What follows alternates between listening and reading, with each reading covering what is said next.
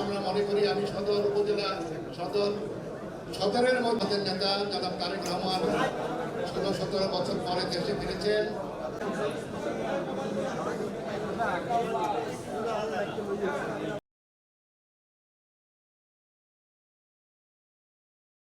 সদস্য দুলাল হোসেনকে মঞ্চে আসার জন্য অনুরোধ করছি।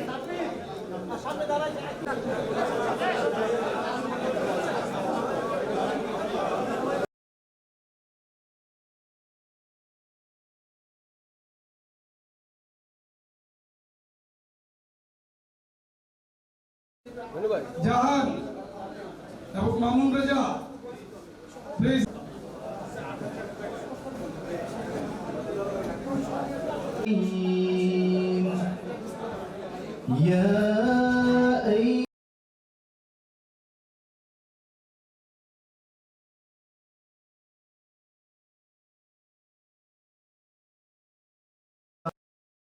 দোয়া করা শুরু হচ্ছে, আমরা সবাই দোয়া শুরু করি। আল্লাহুম্মা আমিন। সংগ্রামী নেতৃবৃন্দ মুকুলকে মঞ্চে আসার জন্য তিনি অনুরোধ করছেন। সদস্য আকাশ ভাইকে মঞ্চে আসার জন্য তিনি অনুরোধ করছেন। আগামী ২৬ তারিখ বরিশালে প্রার্থী রয়েছেন। আমরা তাদের সাথে কথা বলেছিলাম। আমাদের সচিব, সভাপতি, সাধারণ সম্পাদক এবং বক্তব্য সংক্ষিপ্ত আকারে আপনারা উপস্থাপন করবেন।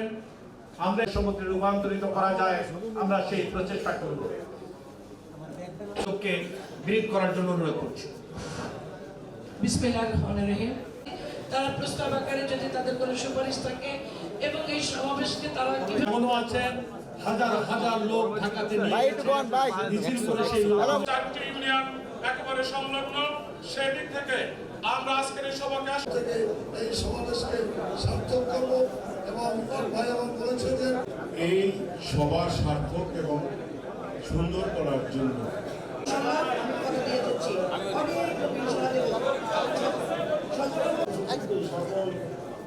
জনসভায়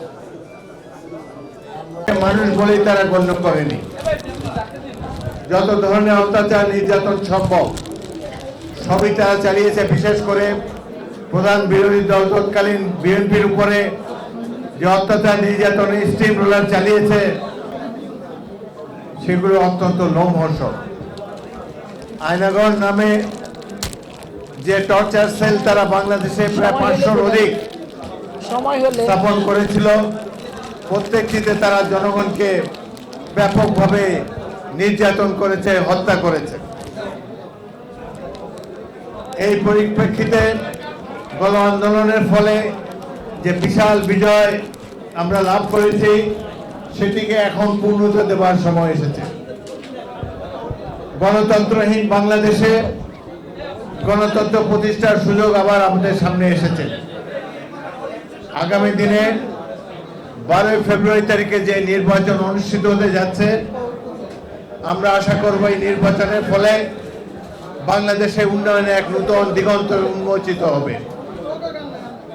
পত্রিকায় দেখলাম যে এই নির্বাচনের শতকরা 65 জন প্রার্থী প্রথমবারের মতো নির্বাচনে অংশগ্রহণ করতে যাচ্ছে। আমাদের এখানে যেসব প্রার্থীরা আছেন এদের মধ্যে বেশ কয়েকজন আগে জাতীয় সংসদে নিজ এলাকার প্রতিনিধিত্ব করেছেন। আগামী নির্বাচনটি আমাদের জন্য একটি কঠিন নির্বাচন হবে। যদিও আমাদের প্রধান অতীতের প্রতিদ্বন্দ্বী মাফিয়া আওয়ামী লীগ বিতাড়িত হয়েছে, তারপরেও আমাদেরকে অনেক কঠিন মোকাবেলা মুখোমুখি হতে হবে আগামী এই নির্বাচনে।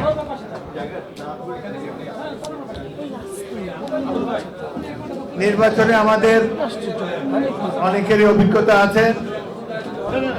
আমার জন্য এটি 10 নম্বর নির্বাচন। বিগত 3টি নির্বাচনে নিজের ভোটও দিতে পারি নাই এবং 2টি নির্বাচনে পুলিশ বাহিনী আমাকে ঘরের মধ্যে অবরুদ্ধ করে রেখেছে। আবার যে কোনোদিন সুষ্ঠু নিরপেক্ষ নির্বাচন অনুষ্ঠিত হবে এটি দুরাশায় পরিণত হয়েছিল। এমন সময় আমাদের সামনে এসেছে আগামী 13 জাতীয় সংসদ নির্বাচন। এই নির্বাচনে যারা অংশগ্রহণ করেছেন তাদের জন্য তাদের যেমন জনসমর্থন প্রকাশ্য সুযোগ রয়েছে, একইভাবে বরিশালে যে জনসভা অনুষ্ঠিত হতে যাচ্ছে আমাদের চেয়ারম্যানের উপস্থিতিতে, আমরা সারা বাংলাদেশকে দেখাতে চাই বরিশালবাসী বিএনপির পুরান ঘাঁটি। আমাদের নেতা জনাব তারেক রহমানের জন্য চেয়ারম্যান হিসাবে নতুন রাজনীতিতে নতুনভাবে সম্পৃক্ত হওয়ার সুযোগ সৃষ্টি হয়েছে। আমাদের প্রধান নেত্রী বিএনপির সকল অনুপ্রেরণার উৎস, সাম্প্রতিককালে দেশের সবচেয়ে জনপ্রিয় রাজনৈতিক ব্যক্তিত্ব দেশনেত্রী বেগম খালেদা জিয়া লোকান্তরিত হয়েছেন। তার জনসভায় যে ঢল নেমেছে জনতার, এটি দেখে আমরা অভিভূত হয়েছি। সাধারণ মানুষের মাঝে বিএনপি যে ব্যাপক জনপ্রিয়তা, তার প্রধান কারণ এবং সাম্প্রতিককালের প্রধান উদাহরণ দেশনেত্রী বেগম খালেদা জিয়া। তিনি যেভাবে আপসহীনভাবে এই দলটির নেতৃত্ব দিয়েছেন, পৃথিবীর ইতিহাসে তার তুলনা মেলা ভার। জনাব তারেক রহমান 17 বছর যাবৎ বিদেশে একটি নির্বাসিত জীবন যাপন করে এসেছেন। দেশবাসীর মধ্যে তার সম্বন্ধে তুমুল আগ্রহ রয়েছে। তিনি বলতে চান, কি বলতে চান, কিভাবে জনগণকে আস্থায় আনবেন, কিভাবে বাংলাদেশকে একটি উন্নত সমৃদ্ধ রাষ্ট্রে পরিণত করবেন, এ ব্যাপারে তার কর্মসূচি জানার জন্যে জনতার ঢল নামবে আগামী দিনের প্রত্যেকটি জনসভায়। আমরা তারেক রহমানকে, বিএনপির অন্যান্য অঞ্চলকে আশ্বস্ত করতে চাই বরিশাল বিএনপির ঘাঁটি, এবং এবারের তারেক রহমানের জনসভায় আমরা অতীতের যে কোনো সময়ের চাইতে বেশি জনসমাগম সমাবেশ করার জন্য আমরা সর্বাত্মক উদ্যোগ ইনশাআল্লাহ গ্রহণ করব।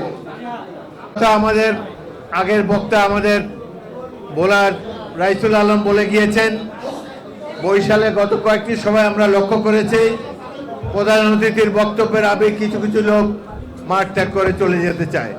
এটা অত্যন্ত খারাপ সাইন। এটি হলে বরিশালে বদনাম হবে।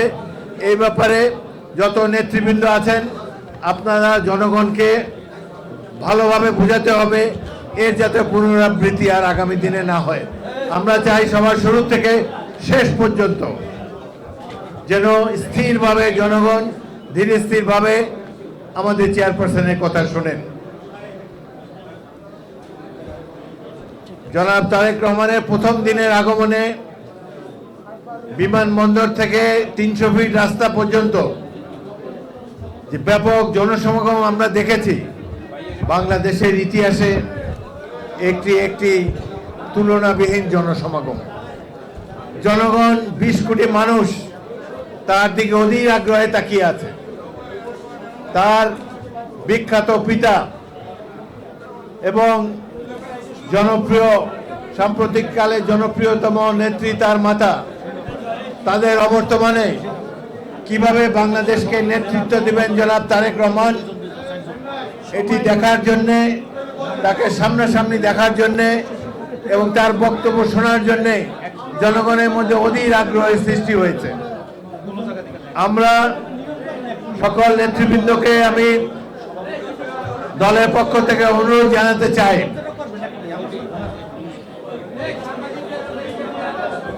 জনগণকে অনুরোধ, নেতৃবৃন্দকে অনুরোধ করতে চাই, আপনারা আশেপাশের জেলার থেকে কে কত লোক আনলো সেদিকে তাকিয়ে না থেকে প্রত্যেকটি জেলা প্রতিযোগিতামূলকভাবে সবচাইতে বেশি জনগণকে বেলপার্ক মাঠে সমবেত করার জন্য আপনারা উদ্যোগ গ্রহণ করবেন। ভোলা অঞ্চলের প্রতিনিধি, আমাদেরকে বড় বড় মেঘনা কালামোদর নদী পার হয়ে আসতে হয়। তারপর আমি আপনাদেরকে আশ্বস্ত করতে চাই, ইনশাআল্লাহ অতীতের যে কোনো সময়ের তুলনায় সবচাইতে বেশি জনসমাগম আমরা ভোলা থেকে বেলসবাগ মাঠে এসে উপস্থিত করতে সক্ষম হব। আমি দুঃখিত, একটু আগে আমাকে যেতে হবে এবং একটু পরে কুয়াশার কারণে স্পিড বোটে করে যাওয়া সম্ভব হবে না। আমার কিছু জরুরি কর্মসূচিও রয়েছে।